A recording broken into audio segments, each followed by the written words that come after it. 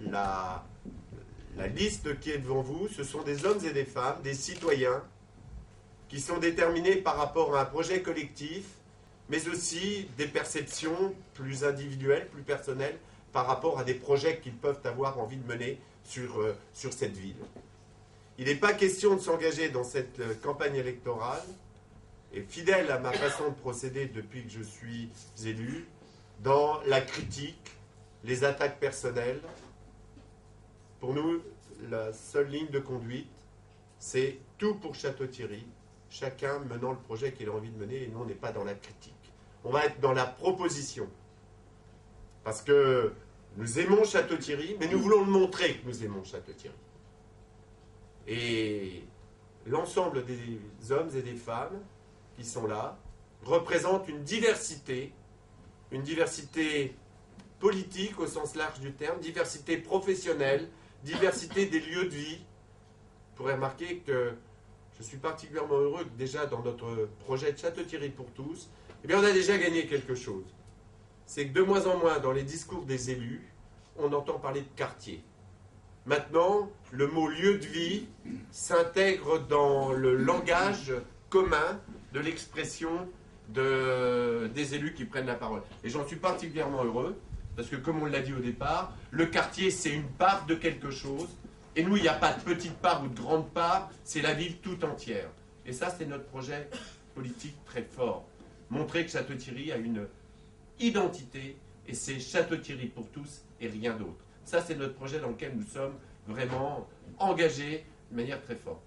Donc je ne veux pas continuer à exprimer le projet politique qui vous sera proposé dans quelques jours, suite à l'enquête, plus de 1000 réponses,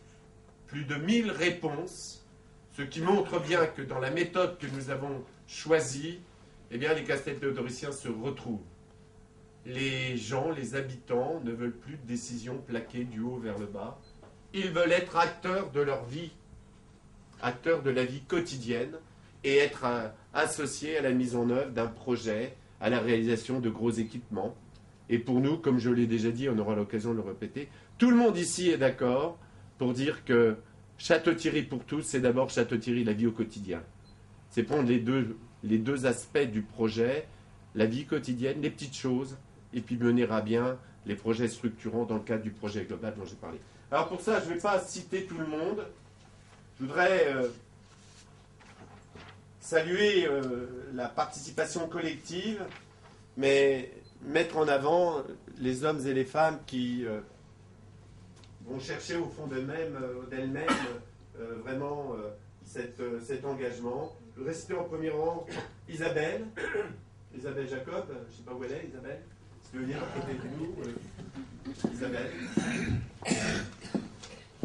Isabelle qui représente franchement la fraîcheur, la nouveauté, qui représente aussi vraiment une perspective nouvelle, directrice du CFPPA, un engagement très fort dans divers domaines. Elle l'a montré dans son entreprise, parce que le CFPPA c'est une entreprise qu'elle a réussi à développer alors que le contexte était difficile. Elle est très engagée publiquement dans tout ce qui touche au développement durable. La première chaufferie qui va être réalisée, chaufferie au bois, ce sera Verdi. Et pourquoi pas une maison de la nature, de l'environnement. Je le dis, je la présente comme étant la plus riche propriétaire de tout le sud de l'Aisne. Elle a 1000 hectares de bois. C'est la fondation Guynemer. Donc merci à Isabelle. Et je voudrais que... Oui. Je voudrais appeler Francine. Madame la directrice d'Orpea, très engagée dans toutes les actions qui...